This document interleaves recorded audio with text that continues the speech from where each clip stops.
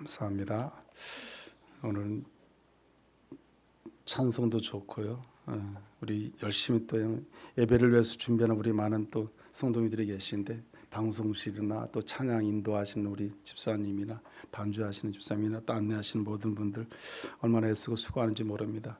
우리 그분들을 위해서 우리 한 박수 한 번만 주실까요? 네, 고맙습니다. 너무 감사하고요. 기도도 참 좋고요.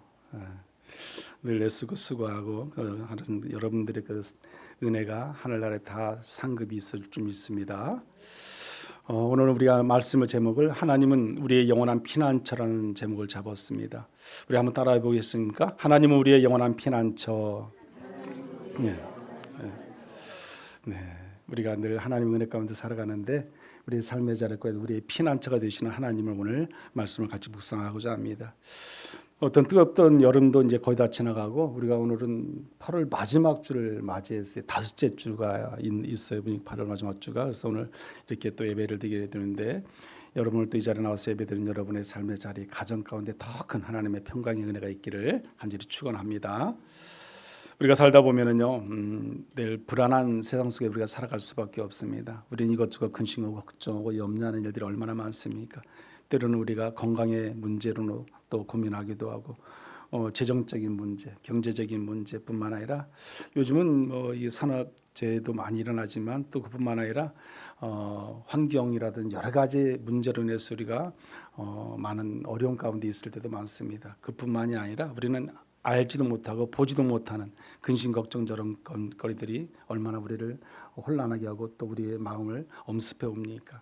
그런 삶의 자리 가운데 우리가 살아가면서 늘 우리는 뭔가를 또 의지해야 되잖아요. 우리가 피해야 할 곳을 찾잖아요. 대부분의 근데 세상 사람들은 어디를 찾습니까? 사람들을 찾게 되고 힘과 권력과 어떤 물질적인 거, 돈 같은 그런 것에 의지하고 우리가 피난처를 찾게 됩니다. 그러나 하나님을 우리가 섬기고 믿는 우리들은 영원한 피난처 되시는 우리 여호와 하나님을 차지할 줄 믿습니다.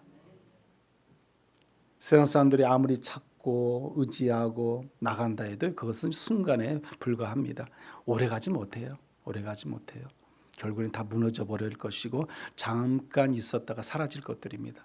그러나 우리는 영원한 우리의 피난처 되시는 하나님을 찾으면 됩니다. 그리하면 우리의 힘이 되시고 능력이 되셔서 우리를 끝까지 책임져 주실 줄 믿습니다. 지난주인가 한번 저희 형님 댁 한번 저도 올라갔다 왔었는데 형님 댁 갔을 때 형님이 저한테 그러더라고요. 간병인 보험을 들었네요. 간병인 보험. 그래서 안 들었다고. 네, 본인은 다 들었대요. 그래서 우리 때 정도 나이 되면 이제 그걸 들어야 된다는 거예요. 더 나이 먹으면은 그것도 잘 안 들어주고 또 회고만 올라간다는 거에서 이 미래에 대한 어떤 걱정이죠, 염려죠, 그렇잖아요. 그래서 그걸 들어야 된다. 그래서 내가 얼마 안 내고 한번 들으라는 식으로 이렇게 얘기를 하시더라고요. 요즘 세대는요, 젊은이들이 결혼을 해도요, 서로의 조건이 있어요. 조건. 제가 알기로는 한 3가지 정도는 기본인 것 같아요. 남자가 직장이 확실해야 되는 거. 직장이 확실해야 되는 거. 그다음에 2번째는 뭐냐면은 건강해야 되는 거. 건강. 몸이 아프면 안 된다는 거죠. 3번째는 뭐냐면 그 부모님들의 미래에 간병인 같은 거 그런 쪽에서 보험이 다 들어 있느냐 이제 그런 거예요. 그러니까 한마디로 부모님들의 노후가 확실한가. 자기들만의 문제가 아니라 이제 자기들이 나중에 부모들의 책임을 안 져야 된다는 거예요. 그것까지 안 지기 위해서는 부모님들의 노후가 확실하게 준비되어 있는가 그것까지 본다는 거예요. 누가요? 요즘 젊은 세대들이요. 그런데 그게 이해가 되더라고요. 저는요. 이해가. 그럴 수도 있겠다. 예전하고 지금은 틀리잖아요. 요즘 젊은 세대가 나중에 부모들 노후까지 책임지려면 너무도 힘들거든요. 어렵지 않습니까? 우리 때는 당연히 베이비붐 시대라부터 해서 우리 때는 당연히 또 해야 되는 것이고 그렇게 또 살아왔지만 우리 지금 젊은 세대는 세대차가 또 너무 또 나기도 하고 그럴 수도 있겠다는 생각을 해보았습니다. 이와 같이 우리가 어떤 이는 사람을 의지하고요. 또 어떤 사람은 돈과 권력을 또 붙들기도 합니다. 하지만 그것들은 오래가지 못합니다. 그러나 진정한 안전은 어디에서 오는 것일까? 우리는 고민해 봐야죠. 하나님을 믿는 믿음의 성도들은 우리가 의지할 대상은 오직 하나님이라는 걸 알아야죠. 세상 것을 아무리 의지하고 아무리 우리가 그것을 바라본다 한들 그것은 우리의 영원한 우리의 어떤 보호자가 되지 못합니다. 구약 성경의 민수기 35장에 보면 도피성에 대한 이야기가 나옵니다. 여러분 도피성에 대해서 잘 알 겁니다. 우발적인 어떤 살인을 저질러서 어쩔 수 없이 피해서 가 있는 곳이 어디냐면 도피성이거든요. 근데 그곳에 가 있으면 그 사건 재판이 끝날 때까지 보호가 돼요. 뿐만 아니라 그 제사장이 죽을 때까지도 그 사람을 보호해줘요. 그 사람 잡아가지 못합니다. 그런 도피성이 이스라엘은 6곳이 있어요. 6곳. 근데 뭐 이게 다 장점만 있는 건 아니에요. 단점도 뭐 있다고 볼 수 있는데 이 도피성은 몇 가지 한계가 있어요. 그러니까 실수로 살인한 경우에만 해당하는 거지 우발적인 어떤 실수 뭐 일부러 뭐 사람을 죽인 거에 대해서는 해당이 되지 않습니다. 또한 도피성이 6개가 있다 보니까 뭐 어떻게 보면 이스라엘 나라 땅이 적다 할지라도 당시에는 뭐 지금 우리가 뭐 차가 있고 뭐 이랬어서 막 금방 갈 수도 있고 뭐 비행기가 있어 타고 나갈 수도 있고 그런 시대가 아니잖아요. 그때는 걸어 다녀야 될 시대인데 여기저기 있다 할지라도 거리가 너무 멀다는 거죠. 그것을 찾아가기가 쉽지 않다는 거죠. 또 무엇보다도 대제사장이 죽을 때까지만 머물 수 있는 어떻게 보면 임시적인 보호 장소가 도피성이라는 사실입니다. 도피성은 사람의 생명을 잠시 보호했을 뿐 영원한 안전은 보장하지 못한다는 사실이에요. 영원히 끝까지는 보장하지 못하는 것이 뭐다? 도피성이다라는 거예요.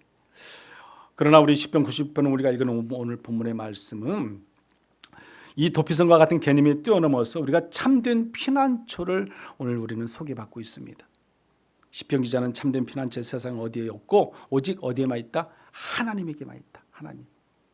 그것을 오늘 본문에서는 강조하고 있습니다. 여러분, 우리 읽은 오늘 본문의 말씀, 이 하나님은 지존자의 은밀한 곳이 되시는데 오늘 1절 말씀 한번 같이 읽어보도록 하겠습니다. 1절, 지존자의 은밀한 곳에 거주하며 전능자의 그늘 아래에 사는 자여. 아멘. 자, 여기 보면 은밀한 곳은 무엇이냐? 이 세상에 쉽게 알 수 없는 하나님만이 주시는 깊은 평안과 안식을 주는 곳이 은밀한 곳이에요. 우리가 이 하나님을 진실하게 찾는 자, 은밀히 주님을 의지하는 자에게만 열려있는 공간이 바로 은혜의 공간이 됩니다. 은밀한 곳. 우리가 좀 더 한번 이 말씀을 보면 지존자의 은밀한 곳은 깊은 영적 의미를 담고 있습니다. 제가 이 원문을 한번 찾아봤어요. 했더니 히브리 원문에 보니까 이렇게 나와 있어요. 지존자라는 것은 엘론이에요. 엘론. 지존자 엘론인데 가장 높으신 분 그랬어요. 모든 것 위에 계신 하나님이란 뜻이에요. 모든 것 위에 계신 하나님. 그 지존자라는 뜻이요. 그리고 또 은밀한 곳은 뭐냐면 이 세테르라는 그런 말인데 히브리어로 숨겨진 곳 그랬어요. 은신처, 피난처, 보호받는 자리라는 뜻을 가지고 있습니다. 그래서 하나님께서 준비하신 보호의 공간을 말하는 거죠. 영적인 보호의 공간. 그것이 어디다? 은밀한 곳이다. 그리고 여기 또 하나는 그늘이 나오잖아요. 이 그늘이라는 것은 첼인데 햇볕을 가려주는 그늘, 보호와 평안을 또 우리가 책임지는 어떤 그런 곳을 말하고 있습니다. 세상의 유혹과 불안 속에서 주님의 날개 그늘 아래 평안으로 인도해 주시는 곳, 그것이 그늘이잖아요. 이스라엘이라는 나라는 너무도 뜨겁잖아요. 그늘이 없으면 살 수가 없는 곳이잖아요. 즉 지존자의 은밀한 곳은 단순히 피난처라는 공간의 개념이 아니라는 거예요. 하나님과 친밀한 교제가 안전하게 이루어지는 것, 영적 교제가 은밀하게 이루어지는 곳이 바로 이 지존자의 은밀한 곳이에요. 여러분, 이 은밀한 곳은 그래서 우리가 이렇게 생각할 수 있을 성소와 지성소가 있잖아요. 여러분, 그러면 한마디로 지성소로 볼 수 있는 거지. 지성소, 은밀한 곳, 하나님이 임재하신 곳, 하나님을 만나는 곳, 영적인 교제가 이루어지는 곳, 그게 바로 지성소거든요. 여러분, 그래서 이 골로새 3장 3절에 보면 이렇게 말씀합니다. 이는 너희가 죽었고 너희 생명이 그리스도와 함께 하나님 안에 감추어졌음이라 그랬습니다. 이 은밀한 곳은 사탄도 세상의 공격도 쉽게 침범하지 못하는 곳이 은밀한 곳이에요. 지성소에 누가 들어갈 수 있어요? 아무나 들어갈 수 있는 게 아니잖아요. 여러분, 이게 무슨 말이냐면 너는 죽었다 그랬어요. 여기서 말하는 죽음은 육체적인 죽음이 아니에요. 우리의 죄와 세상에 대한 옛자의 죽음을 말합니다. 옛자의 죽음. 그리고 여기 보면 그리스도와 함께 하나님 안에 감춰졌다 그랬어요. 우리의 참된 생명은 이제 그리스도 안에서 생명의 공격과 유혹과 시험에서 어떻게 해요? 안전하게 보호를 받을 수 있는 자들이 되었다는 거예요. 예수 그리스도 안에서. 다시 말씀드리면 이것은 지존자의 은밀한 곳에 거하는 자를 말하고 있습니다. 그러면 나에게 있어서 은밀한 곳은 무엇인가? 제가 세 가지만 한번 이렇게 말씀을 드리면요. 첫째는 기도의 자리예요. 기도의 자리. 우리의 은밀한 자리 어느 곳인가? 한번 생각해 보세요. 기도의 자리. 아무도 모르게 무릎 꿇고 주님 앞에 나가 기도하는 무릎을 꿇는 자리이죠. 마태복음 6장 6절에 보면 이렇게 말씀합니다. 우리가 한번 같이 읽어보죠. 너는 기도할 때에 내 골방에 들어가 문을 닫고 은밀한 중에 계신 내 아버지께 기도하라. 은밀한 중에 보시는 내 아버지께서 갚으시리라. 아멘. 골방에 들어가세요. 여러분 골방이라는 것은 어디예요? 여러분 이 골방은요 가장 은밀한 장소잖아요. 우리가 어딘가 좀 이렇게 좀 떨어져 있는 공간, 나만이 뭐 있을 수 있는 공간이 그 골방이에요. 그런 곳에 어떤 창고 같은 의미도 있지만 문을 닫는 것은 누군가의 방해를 받지 않는 거죠. 방해를 받지 않는. 그래서 하나님께만 뭐 할 수 있는 공간이에요. 집중할 수 있는 공간. 그래서 어떤 분들은 각자 가정에 개인의 가정에 보면요 그 기도처가 있는 가정들이 있어요. 기도처. 그래서 그 방 하나는 기도처로 삼고 십자가 걸어놓고 말씀 펴놓고 거기서 늘 기도하는 분들도 있어요. 여러분 중에도 그럴 수 있는 거죠. 그런 분들이 있습니다. 제가 여름에 이번에도 동해 쪽에 갔다 왔는데 그 목사님이 그렇게 하시더라고요. 그래서 그 목사님이 그 기도처 같은 그 방을 제가 한번 들어가 봤어요. 갔더니 거기에 이제 목사님이 이제 은퇴하시고 이제 계신 곳인데 나이는 저보다 2살 많아요. 근데 은퇴하셨어요. 동기 목사님이신데. 그리고 거기서 늘 아침마다 일어나서 기도하시는 거예요. 아침마다. 지금은 이제 교회를 안 하시니까 그 방 하나를 기도처로 삼고 거기서 기도하고 또 오후에는 그 사모님과 같이 기도하고 같이 열심히 하더라고요. 열심히. 참 대단하다. 아침마다 기도하고 새벽 기도에 갔다 와서 기도하고 새벽 기도도 가서 열심히 기도하고 빠지지 않고 한다고 그래요. 그리고 와서 또 기도하고 또 사모님과 같이 기도하고 그런 방이 있더라고 방이요. 그래서 저도 한번 들어가 봤는데 참 어떤 아늑하다는 생각을 제가 했습니다. 마찬가지로 우리는 그런 우리의 어떤 그 골방이 필요하죠. 골방. 오늘날 말하면 우리가 어떤 곳이 필요합니까? 큐티할 수 있는 공간이 필요한 거죠. 그럼 그 큐티할 수 있는 공간이 여러분 어떤 그것이 꼭 어떤 장소가 꼭 있어야만 하는 건 아니에요. 여러분이 차를 몰고 가다가도 할 수 있는 것이고요. 또 여러분이 전철을 타고 가다가도 할 수 있는 것이고 어디든지 내가 가면서도 하면서도 내가 어떤 짧은 시간을 내서 하나님 만나는 시간이 되면은 그 시간이 기도의 시간이 될 수 있는 거죠. 얼마든지 내가 하나님 만날 수 있는 그 장소 꼭 여기만 해야만이 어느 이곳에만 정해진 곳만이 내 기도의 장소다. 그건 아니에요, 여러분. 내가 어디든지 가면서 어디든지 뭘 하면서도 얼마든지 우리는 중요한 것은 하나님께 내가 집중할 수 있는 곳이 있다 하면은 그것이 기도의 장소입니다. 둘째는요, 말씀의 자리예요. 말씀의 자리. 여러분, 이 은밀한 곳은 말씀의 자리가 있어야 돼요. 세상의 소리에 귀를 막고 하나님 말씀에 집중하는 공간이 필요합니다. 이게 바로 큐티거든요. 그래서 우리가 늘 아침마다 큐티의 말씀을 묵상하는 것이 참 은혜롭고 좋다는 것입니다. 골방의 기도가 하나님과 은밀한 만나는 자리이듯이 이 큐티의 자리도 말씀의 자리도 마찬가지예요. 하나님의 교훈을 듣고 위로하고 힘을 얻고 능을 얻고 살아갈 수 있는 공간이 바로 이 말씀의 자리예요. 말씀의 자리. 여러분, 이 말씀의 자리가 우리한테 얼마나 중요한 걸 알 수 있습니다. 세 번째는 예배의 자리예요. 오늘 여러분이 이 자리에 나와서 예배하는 이 자리입니다. 마음 깊은 곳에 드리는 예배, 하나님께 온전히 드려지는 예배, 나의 가장 값진 것으로 마음으로 중심으로 드리는 예배의 자리. 예배의 자리는 단순히 교회당 한 공간이 아니라는 사실 여러분 알아야 됩니다. 예배의 자리는 하나님과 내가 만나는 자리이고 그 자리를 통해서 하나님의 영적 능력을 받는 자리가 예배의 자리예요. 그래서 예배의 자리는 하나님의 만남의 자리예요. 만남의 자리. 하나님 우리를 찾아오시고 또 우리가 하나님을 부르고 만나고 그 가운데 은혜 받는 자리요. 또 예배의 자리는 회복의 자리이죠. 이 예배를 통해서 우리의 삶의 자리가 늘 회복되는 은혜의 신앙 가운데 살게 됩니다.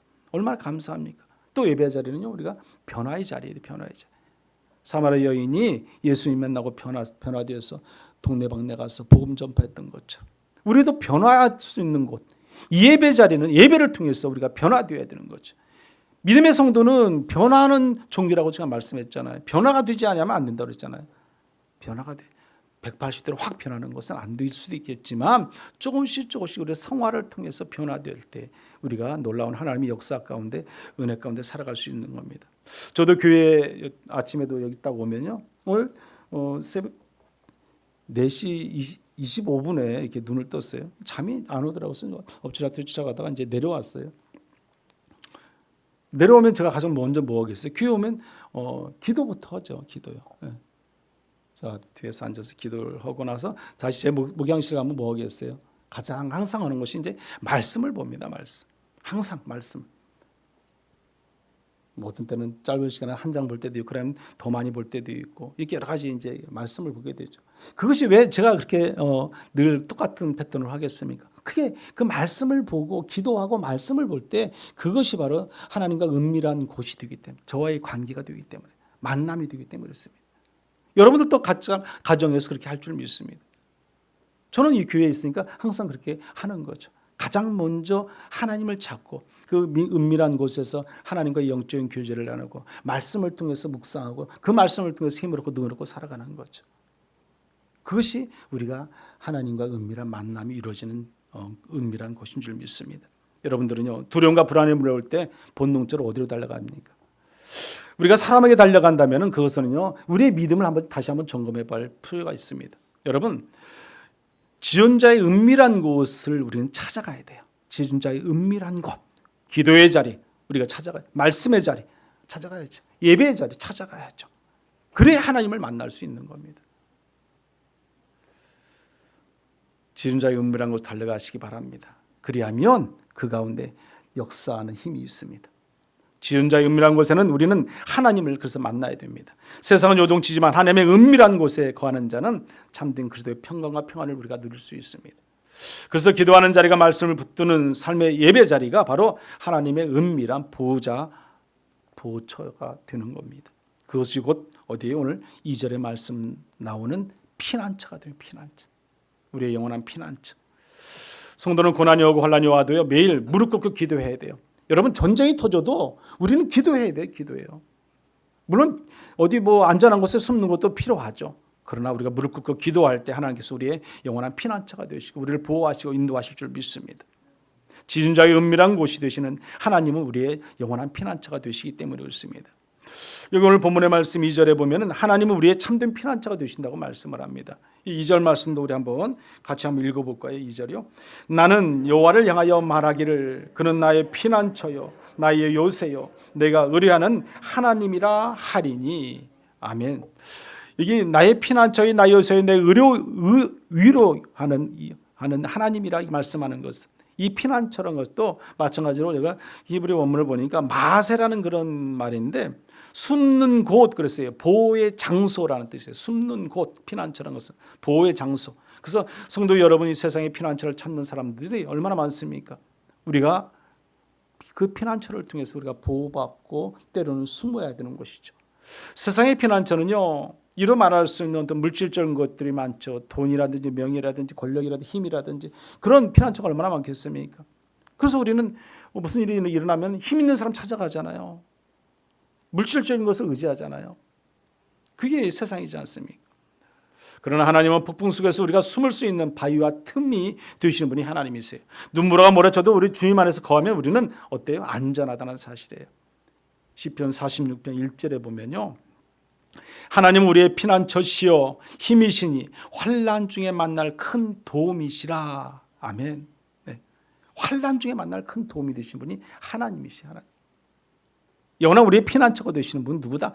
하나님이세요. 여러분. 세상의 돈이 아니에요. 세상의 힘이 아니에요. 권력이 아니에요. 여러분. 명예도 아니에요. 다윗이 사울왕을 끊임없이 추격 속에서 하나님의 어떻게 고백하냐면 나의 요새라고 고백하거든요. 다윗이요. 요새라는 것은요, 히브리어로 메추다라는 그런 말이에요. 근데 견고하게 세운 성체라는 뜻을 가지고 있습니다. 견고하게 세운 성체. 또 피처, 방어 시설을 요새라고 말합니다. 방어 시설을 갖다. 그래서 다윗이 그 사울왕을 끊임없이 피해 다녔잖아요. 사울이 얼마나 추격을 했습니까? 그런 도망 다니면서 하나님을 부를 때 나의 요새라고 부릅니다. 그 요새 안에 숨을 때 그는 살아남고 결국 하나님의 약속을 이루어지는 것을 볼 수 있습니다. 다윗의 시를 보면 이렇습니다. 시편 18편 2절의 말씀인데 우리 한번 같이 읽어보겠습니다. 여호와는 나의 반석이시요 나의 요새시요 나를 건지시는 이시요 나의 하나님이시요 내가 그 안에 피할 나의 바위시요 나의 방패시요 나의 구원의 뿌리시니요 나의 산성이시로다. 아멘. 이 말씀 얼마나 은혜입니까? 저는 이 말씀을 제가 묵상할 때마다 참 은혜다는 생각을 합니다. 여호와 하나님은 이 다윗이 고백했던 것처럼 우리도 동일하게 똑같은 거죠. 우리 힘의 능력의 방패, 우리 구원이, 우리 산성이 되시고 우리 시온이 되신 분이 누구? 하나님이시잖아요. 우리는 그 하나님을 의지 안 한 거예요. 하나님. 우리 그 하나님을 바라보고 우리 피난처 되신 그 하나님의 뜻을 따라 살아가는 거죠. 세상을 의지하고 세상을 바라보고 세상에 손을 내밀면 우리는 잠시 잠깐 있다가 무너질 것밖에 없어요. 하나님의 요새가 되신다는 것은 인간이 어떤 위험 속에서도 의지하고 숨을 수 있는 안전한 피난처가 되신다는 거예요. 안전한 피난처. 요새 되신 하나님 안에 있을 때 원수도 우리를 결코 무너뜨릴 수가 없습니다. 의뢰한다는 여기 말이 나옵니다. 의뢰한다. 히브리어로 바타흐인데 이게요. 의뢰하다, 확신하다, 완전히 맡기다라는 그런 뜻이 있어요. 이 보면 단순히 믿는다기보다는 전적으로 맡기고 기대하는 행위. 전적으로. 여러분, 제가 늘 말씀드리는 거지만 우리가 하나님을 의지할 때 90% 의지하면 안 된다고 그랬잖아요. 의지하려면 100% 의지해. 100%. 온전히 의지하라 그런지. 이 하나님께서 내가 이렇게 이런 어려움 청했는데 하나님께 내가 의뢰를 했는데 의지하는데 의지하다가 이것이 하나님이 나를 안 들어주시면 어떻게 할까? 그러면 이렇게 해야지. 그건 100%가 아니잖아요. 온전히 의지할 때 이루어질 걸 믿고 의지하는 거예요. 믿고 의지하는 거죠. 그게 믿음이에요. 믿음. 우리가 안 보여준다고 내 눈에 당장 나타나지 않는다고 우리는 하나님이 계실까 의심할 수 있어요. 그러나 믿으셔야 됩니다. 믿으셔야 돼요. 하나님을 의뢰할 때 세상이 줄 수 없는 평화 능력의 삶이 우리 가운데 임할 줄 믿습니다. 그러면 여러분들은 어디에서 피난처를 두시고 살아가시겠습니까? 쉽게 무너질 세상에 피난처를 두시겠습니까? 어려운 상황 속에서도 먼저 우리는 어떤 상황 속에서도 하나님께 달려갈 수 있는 하나님을 의지할 수 있는 그런 믿음, 신앙으로 살아갈 줄 믿습니다. 여기 2절 우리가 중간에 보면은 그는 나의 피난처요 나의 요새요 내가 의뢰하는 하나님이라고 그랬어요. 내가 의뢰하는 하나님. 의뢰하는 하나님. 시편 기자는 시편 34편 8절에도 너희는 여호와를 의뢰하라 그랬어요. 너희는 여호와를 의뢰하라. 믿음의 사람은요 위험에 닥칠 때 달려갈 피난처가 어딘지 분명히 알고 있습니다. 하나님이죠. 하나님. 세상이 아닙니다. 주님은 주님께 나의 피난처이십니다. 고백하는 우리 모두가 될 수 있어야 할 줄 믿습니다. 사랑하는 성도 여러분, 우리가 현실 속에서 여러 두려움과 불안을 만날 때마다 세상은 결코 완전한 피난처가 되어주지 못합니다. 그러나 하나님 우리의 영원한 도피성이요 변함없는 피난처가 되시는 분이 하나님이세요. 우리 그 하나님을 믿는 거예요. 우리가 그 하나님을 믿지 못한다면요 우리는 세상이죠. 그러잖아요. 세상의 귀인들을 의지하고 세상의 돈을 의지하고 세상의 명예를 의지하고 권력을 의지한다. 그러면 그것은 하나님을 전혀 의지하지 않는 거죠. 우리가 의지해야 될 대상은 오직 하나님이 하나님. 하나님을 의지할 때 하나님께서 우리를 책임져 주시는 겁니다. 여러분 세상이 우리를 책임져 주지 않습니다. 분명히 우리가 의지할 대상이 누군가를 알아야 됩니다. 결론적으로 사랑하는 성도 여러분, 구원의 도피성은 잠시 숨는 피난처요 그림자였습니다. 그러나 시편 91편은요 하나님이 바로 우리의 피난처 요새라고 분명히 선포하고 계세요. 분명히 선포하세요. 우리가 살아가는 이 세상은 태풍과 같습니다. 건강의 태풍, 경제의 태풍, 이루 말할 수 있는 관계의 태풍, 태풍이 안 불 때가 어디 있습니까, 여러분? 수없이 있잖아요. 여러분 미국에는 허리케인 같은 그런 있잖아요. 그게 한 번씩 불어오면은 집도 다 날아가고 차도 날아가고 무슨 웬만한 나만 하는 게 없더라고. 다 초토화 되더라고. 초토화요. 그곳에서 살아남을 수 있는 길이 어디 있겠습니까? 그곳에서 단 한 가지 있어요. 그 살아남을 수 있는 거 어디 있겠어요? 그 지하죠. 지하로 들어가면 살아요. 지하에. 그런데 지상에 있으면 날아가든지 죽든지 어떻게 그런 경우들이 많이 있더라고요. 우리 하나님이 마찬가지. 우리가 피난처 되는 곳은 어디에? 하나님의 하나님. 여러분 그 지하와 같은 거죠. 내가 의지할 대상이 하나님이라는 사실을 여러분들 아셔야 됩니다. 하나님을 의지하지 않고 세상을 의지하고 세상을 바라보고 세상만 우리가 믿고 나간다면 결코 우리는 무너질 존재밖에 되지 않습니다. 하나님을 의지하십시오. 우리의 피난처 되시는 영원하신 하나님, 그 하나님만이 여러분과 저와 여러분을 지켜주실 줄 믿습니다. 믿음이 하나님을 의지하는 데 있습니다. 성도 여러분, 이것이 바로 예수 그리스도 안에 있는 우리의 모습입니다. 세상이 흔들려도 그리스도 안에 있는 자는 결코 흔들리지 않아요. 결코. 예수님은 우리의 영원한 도피성이며 영원한 피난처가 되시기 때문에 그렇습니다. 그러므로 오늘 우리가 붙들어야 할 고백은 단 하나입니다. 한번 따라 하시기 바랍니다. 우리 2절의 말씀은 중간의 말씀인데, 그는 나의 피난처요 나의 요새시요 내가 의뢰하는 하나님이시라. 한번 따라해 보시죠. 그는 나의 피난처요 나의 요새시요 내가 의뢰하는 하나님이시라. 아멘. 그 하나님만 의지하고 그 하나님만 바라보고 살아가는 여러분들 되시기 바랍니다. 오늘도 그리스도 안에 피하는 성도는 안전합니다. 내일도 그리스도 안에 거하는 성도는 평안할 수 있습니다. 그리고 영원히 그리스도 안에 사는 성도는 구원의 영광을 누리고 살게 됩니다. 내가 위기를 만나고 어려움을 당할 때 가장 먼저 우리는 하나님께로 달려가야 됩니다. 환난을 당하고 어려움을 당하고 시험을 당할 때 우리는 하나님이 나의 피난처가 될 수 있어야 됩니다. 세상을 바라보지 마세요. 귀인들을 의지하지 마세요. 오직 하나님의 우선순위를 두십시오. 그리하면 하나님께서 책임져 주십니다. 오늘 저와 여러분 모두가 그 하나님을 의지하고 그 하나님의 말씀 가운데 살고 우리 영원한 피난처 되시는 하나님의 보호 속에 살아가는 저와 여러분들 되시기를 간절히 축원합니다. 기도하겠습니다. 우리 같이 기도합니다. 기도의 지존자와 은밀한 곳 기도의 말씀에 예배에 전념하게 해달라고 기도하십시오. 우리가 의지할 수 없는 세상 가운데 참된 피난처와 요새가 되어 달라고 기도하시고, 환난 중에도 주님을 전적으로 의뢰하며 주님 안에서 평안과 능력의 삶을 살아갈 수 있는 저희들 되게 해달라고 우리 한번 같이 기도하겠습니다. 주여 한번 저 기도합니다. 주여, 은혜로우신 하나님 아버지, 저희를 사랑하시고 인도하시는 거 감사합니다.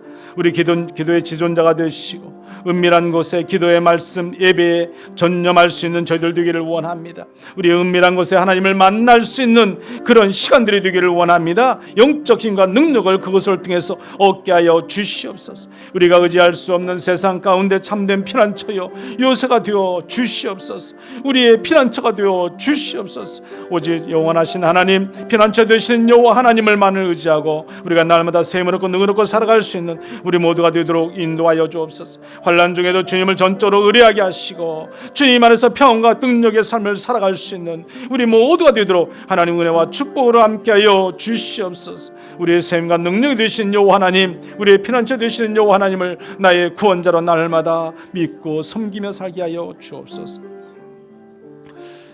우리의 영원한 피난처가 되시는 하나님 아버지, 세상을 의지 않을 곳이 없어도 주님 안에 피할 때 우리는 안전함을 얻게 될 줄 믿습니다. 구약의 도피성을 통해 교훈 주신 것처럼 이제는 주님 안에서 참된 피난처 되신 여호와 하나님을 의지하고 살아가는 우리 모든 성도의 삶이 될 수 있도록 하나님 인도하여 주시옵소서. 성도들의 삶이 언제나 주님을 은밀한 곳에서 만나게 하시고 영적 힘과 능력을 얻고 날마다 새롭게 살아갈 수 있는 우리 모두가 되도록 인도하여 주옵소서. 기도의 자리, 말씀의 자리, 예배의 자리를 통해서 날마다 하나님을 만나게 하시고 하나님을 의뢰하게 하시고 그 가운데 놀라운 능력의 역사의 삶을 살아가는 우리 모두가 되도록 인도하여 주시옵소서. 예수님의 이름으로 기도드리옵나이다. 아멘.